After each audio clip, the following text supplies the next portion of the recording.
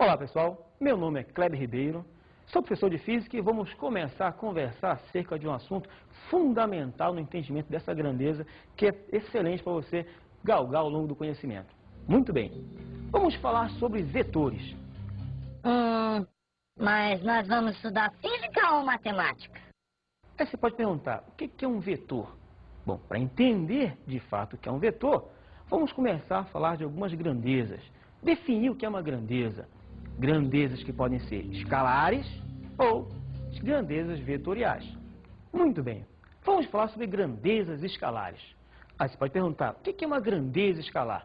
Uma grandeza física escalar, quando para ser bem definida, só precisa de duas coisas, um número e uma letra, que é a unidade, somente isso.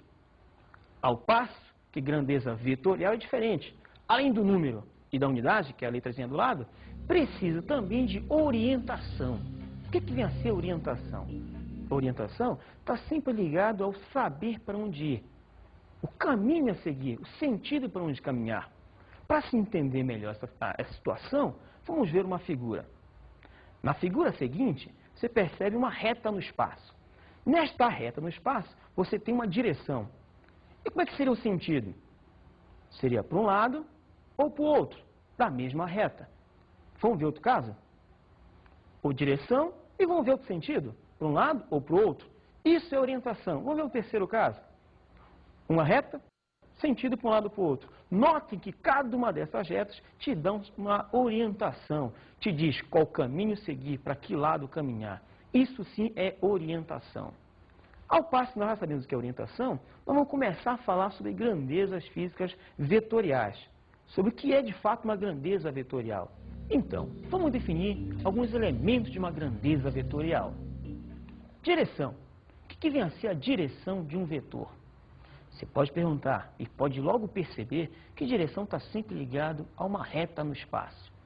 Uma reta vai definir, então, sempre uma direção. Depois disso, você vai ver o que é sentido. Vamos entender o que é sentido. Você pode entender sentido a partir da direção. Sentido nada mais é que um lado ou o outro de uma mesma direção, de uma mesma reta no espaço. Isto é sentido. Além da direção e do sentido, você tem também a intensidade ou módulo da grandeza vetorial. Você pode estar perguntando, o que é o módulo, o que é a intensidade? É evolução em sinal? Eu digo a vocês, intensidade ou módulo corresponde ao tamanho da grandeza vetorial, tá? É o valor dessa grandeza. Se você tem o valor da grandeza, você tem a intensidade ou módulo dessa grandeza. Já falamos de intensidade, já falamos de direção, já falamos de sentido. É melhor entender isso visualizando a figura seguinte, onde você vai ver cada uma das grandezas muito bem esclarecidas.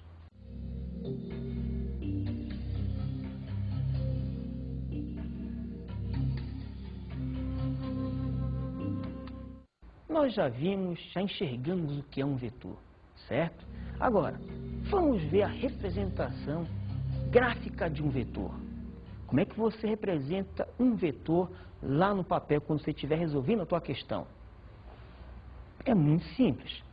Para você representar um vetor, você tem que ter basicamente uma reta no espaço apontando um sentido, seguido de uma letra característica. Por exemplo, você tem reta, que identifica a tua direção. Você tem quem? O sentido, que é a seta. E também uma letra representativa. Eu, inclusive, botei C. C de Kleber, você nunca mais esquecer. Para representar, então, um vetor, graficamente basta isso. Bom, já falamos do que é uma representação. Você já viu o que é uma representação de vetor. Agora, dentro dessa representação, nós temos alguns elementos importantes. Vamos vê-los. Primeiro, a origem. origem de um vetor.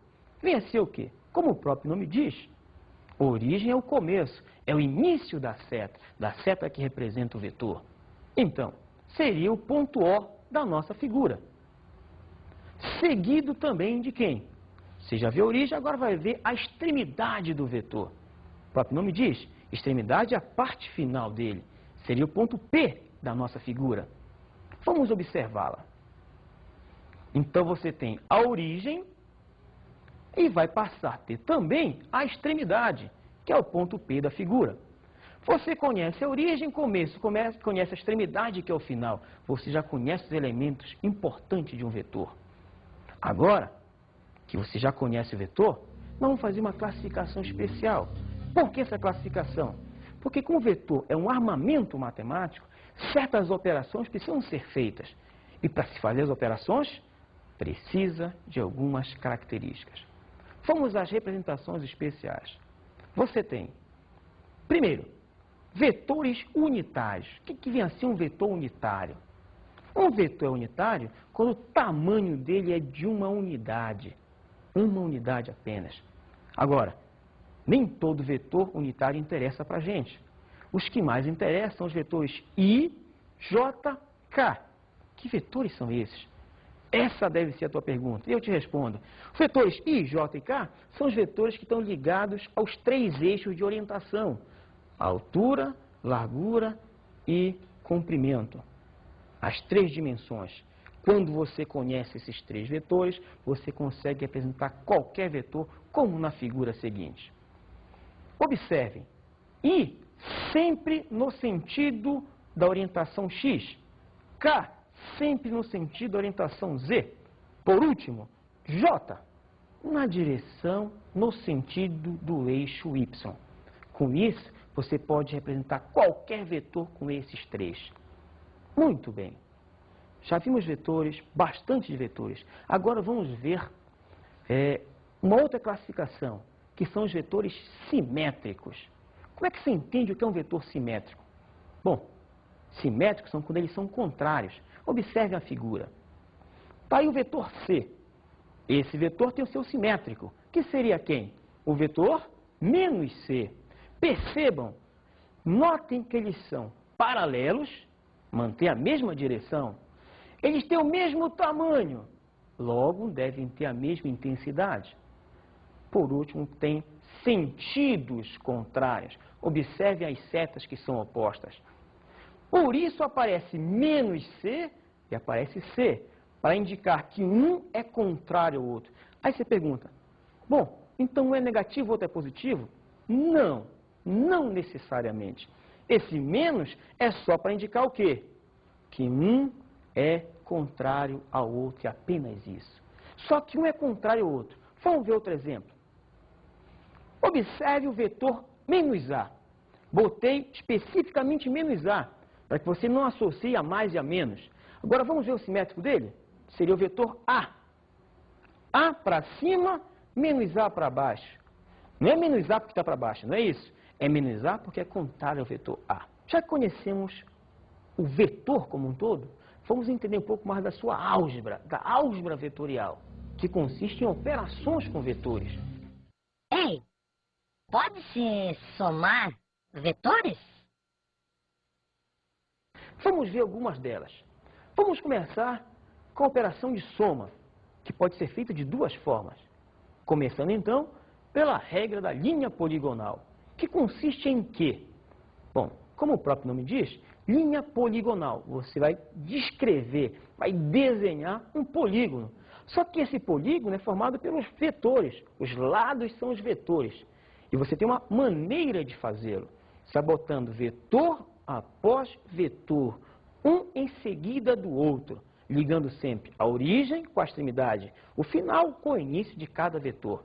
Vamos ver que uma coisa bem simples. Considere então, por exemplo, um conjunto de vetores. Quando você tem esse conjunto de vetores, você tem vetor B, vetor C, vetor E. Notem, eles estão aleatoriamente dispersos no espaço.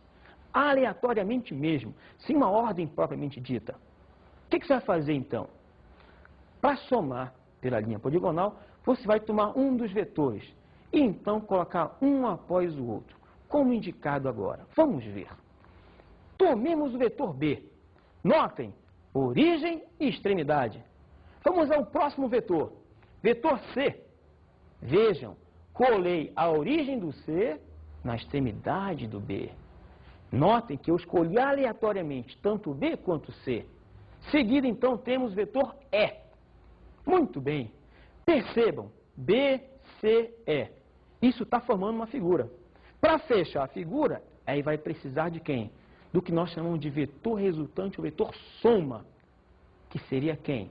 É um vetor que tem origem em B e extremidade em E. Fisicamente, o que está acontecendo aí?